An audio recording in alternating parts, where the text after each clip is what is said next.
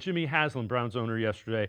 Talked about the pick of Shedeur Sanders in the draft and how it was Andrew Berry's pick, not his.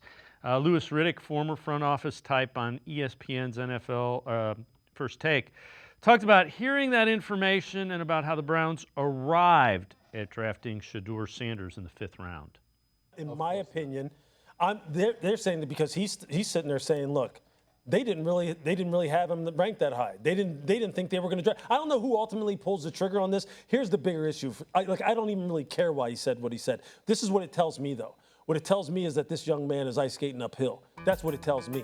Because they are not in lockstep as far as how they view him within that organization. Why else would you come out and say, as I was driving home on Friday night, if you would have told me we were going to draft Shedeur Sanders on Saturday, I would have said, that ain't happening. What that means is there's enough people at the top of the totem pole who are like, nah, he's not for us. Simple as that. And then he went on to say, we had the right people in the room. We had a meeting about it Saturday, and we had the right people in the room, and ultimately Andrew picked the player. I mean, what the hell? Why what are you saying that right now? He's exactly. on Spencer, again, that isn't what I heard when I heard Jimmy Haslam say that. He basically was saying, I did not tell Andrew Berry to take Shedeur Sanders, like the entire world of national media is telling him. What did you think about the comments he made about the quarterback situation? There's actually more I want to elaborate on with in terms of what he said about the quarterback position beyond just the Shedeur thing. But I don't know. I found that clip just kind of weird in general. Just because I don't know.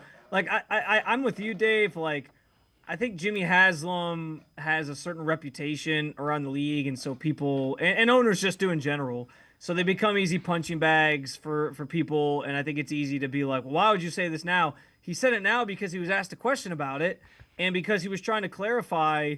There was an initial belief back then that he was the one who said draft Shedeur Sanders, and so I think he was trying to get on the record like, no, it wasn't me. I let my guys do their work themselves, and I think that's the most important thing that should have been sort of taken away from that conversation was that he let Andrew Berry make that decision. It wasn't something that he forced upon him. Because here's the other thing: if he had forced it upon him, like I think Louis Riddick would be on First Take saying the exact same thing. Like, well, hey, if the owner's the only one who wanted him, then we know people in that organization aren't actually pulling for Shedeur. Like, it would have just been no matter what that he was going to get criticized. I think it's a little ridiculous that that's the takeaway from this, because like I get what he's saying, I guess.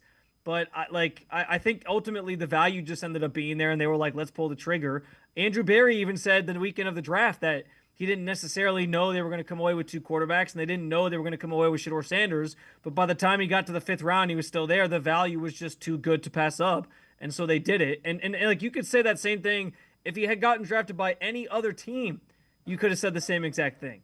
Because like that Louis Riddick is saying, because clearly all these teams were like, well, we don't necessarily feel great about him as an organization, so we're going to keep waiting, and then eventually somebody else would have taken him. So I don't know. I think that's kind of a silly statement. I actually thought like what Jimmy Haslam said in relation to the quarterback conversation or their quarterback conundrum in general and moving forward and like finding that answer was even more interesting than what he said about not making the Shedeur pick.